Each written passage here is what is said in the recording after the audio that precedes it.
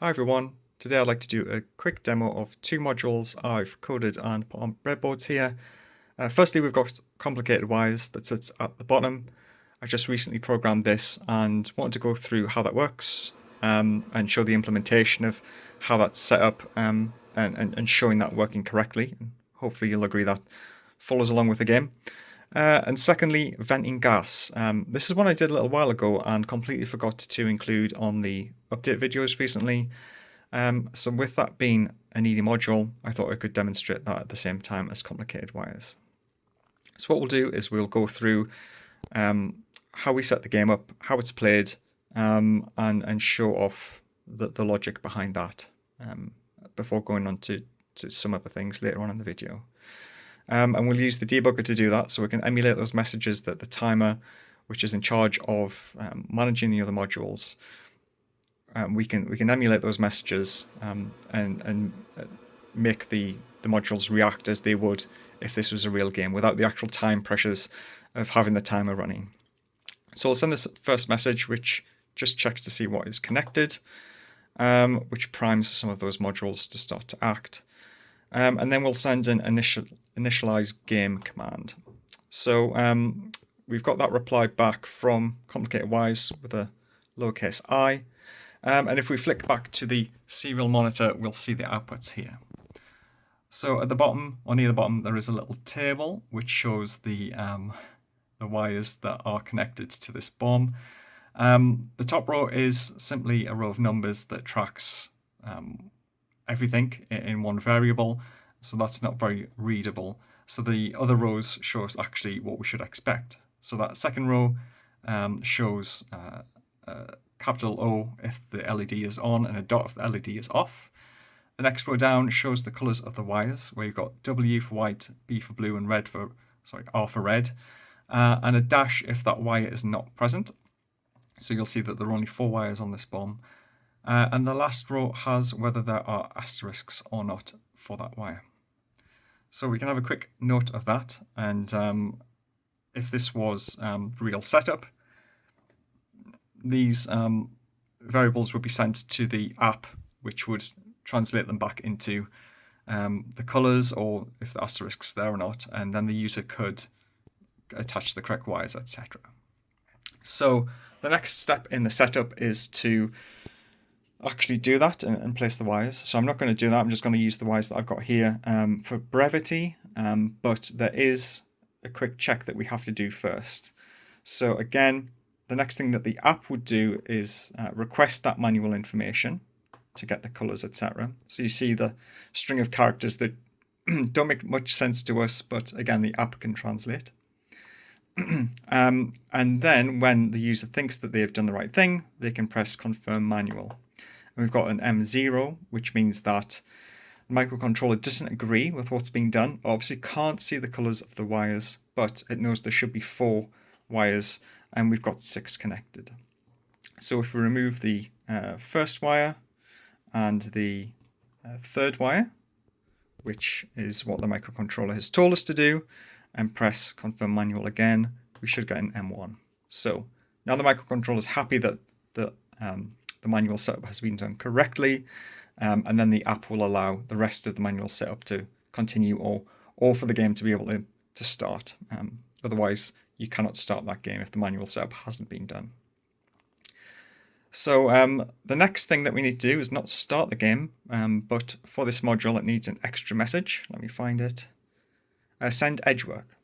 So with complicated wires, it obviously needs to know a few things that are going on with the widgets or elsewhere on the BOM to understand which of these wires needs to be cut. So at the moment, the microcontroller doesn't know. It needs that message that the timer will send before the game starts. So the things to watch out for are if there's a parallel port or not, how many batteries there are, and I think the last one is whether the last digit of the serial number is even.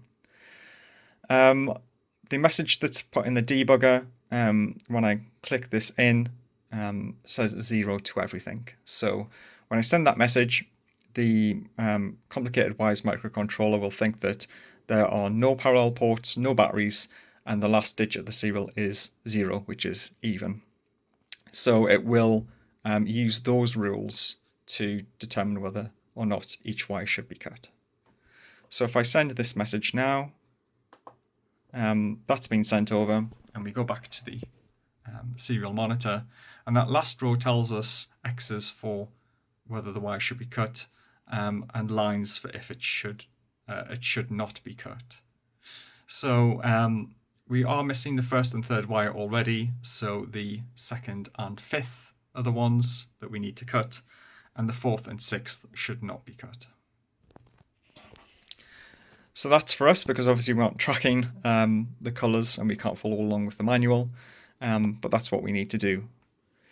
So in a real game, the next thing that would happen would be a game start message would be sent, and that primes the game. So the lights have come on as they should, and we can start pulling these out, and it will react accordingly. It will either cause a strike or eventually defuse the bomb. But while we do that, now that the game is active, we can turn on venting gas. So this will activate with a few messages. When a module declares that it has been diffused or a strike has occurred, there's a high probability chance, I think it's 90% chance, that any needy module will wake up. But there's a 100% chance of it waking up 90 seconds into a game. So this is what this message is going to do, and it's going to activate this module that we have attached. So I press that, immediately it activates, and we've got our prompt on the screen, vent gas, yes or no, and we've got our 40-second countdown there, which is a little bit obscured by the resistors. I'm afraid I've cramped everything onto this little breadboard, but there we go. And we've got two buttons, red and green for clarity. So if we press no, we don't want to vent gas. Venting prevents explosions. And again, it takes 2 seconds for the correct answer to come up on screen. So there we go. I pressed that with 5 seconds left. It ticked down 2 more seconds, and then it parked itself. So this module is going to keep waking itself up and giving us more prompts every few seconds, really. I think it's kind of 20 seconds or so on average, but there's a bit of variation in that. So that seemed pretty quick. I'm going to say no to vent gas again. Gives us that warning. And we can leave that if we want, because again, I'm not playing with the timer. We aren't keeping track of strikes. So it will send a strike if it reaches 0, but nothing's going to happen. We can still keep playing the game and keep debugging it. So if we let this timer run out, you'll see on the LCD display here that we get an X. So the needy module has run out of time, and it's sent that X, which would be a strike that the timer would read. Anyway, moving attention back to complicated wires, we have this again now. We need to pull out the 4th and 6th wire, I think it was, so we can do that. I would trigger a strike, but we've already got the X up on the LCD and we wouldn't be able to see that. So I pull the 4th wire, just about pull the 6th wire, and we'll see on the display. Oh, I was wrong. It's the second. Oh, I've completely got the wires wrong here. So I've been pulling out the wires that I shouldn't have been pulling out. So we've got a couple of strikes there. Actually, the wire that I should have pulled out was the 2nd wire and 5th wire. So those are the 2 that I should have been pulling out. So I've pulled out everything but the correct wires. So we'll try again. I'll pull out the 2nd wire, and we'll pull out the 5th wire. So that's definitely going to fuse it now. I've pulled out everything. And there we go. A sending packet, which is a D for diffuse. And we have our light here, which again, sorry, the breadboard is very bad for connections, but we've got our green light. So that's that module diffused. We've got a D come up on the LCD as well. Needy module's still going because it doesn't know. And we can stop the game. So send this message. Needy module turns off. I sent the game stop message that means that we've won the game, so all of the display stays on here. If I'd sent the one that says that the bomb exploded, all of the lights would have went out. So there we go. There's a demonstration of how complicated Wise works. Hopefully, if you've been following along with the module, that all makes sense as well, given the rules that we talked about. And I just kind of demonstrated how you would set that up. So it is a bit involved in terms of reading information off and then putting the wires in that the microcontroller tells us. But that's the way I'm implementing it. So I don't want the user to really think about setting things up. Maybe they have a little bit of the rules memorized and they can bias what's going on. So I wanted the microcontroller to tell us what we should be doing. Just like in the game comes up with what the wires are, what lights are on, etc. So I wanted to kind of copy that. But there we are, there's the demonstration of those two modules. And the last thing to do is to do a quick little demo of some 3D printing. Okay, so lastly, just a quick update on what you may have seen briefly before. But I've finished passwords, printed that all out and assembled it. So again, minus the PCB, we can see what this design looks like in its finished state. And I have gone for printing the labels onto the buttons. I think it works reasonably well. If you get it quite up close, you can start to see some of the problems there, but really, at a reasonable distance, it does look quite good. And I may go back to using stickers, so I may print these buttons blank, and then have some stickers printed to go on top of them. But I think the overall impression is pretty good. So again, a little disappointing that I can't get it closer to the way the game is designed, but it's simply down to the mechanics of what I can do. Again, the LCD is the shape it is. That's how they're manufactured. It's the closest size and shape to what I could really see in the game. I couldn't get anything that was a better fit. So it's not quite the right size or shape for the module. And the fact the PCB behind it is quite big means the buttons have been pushed further away from the screen.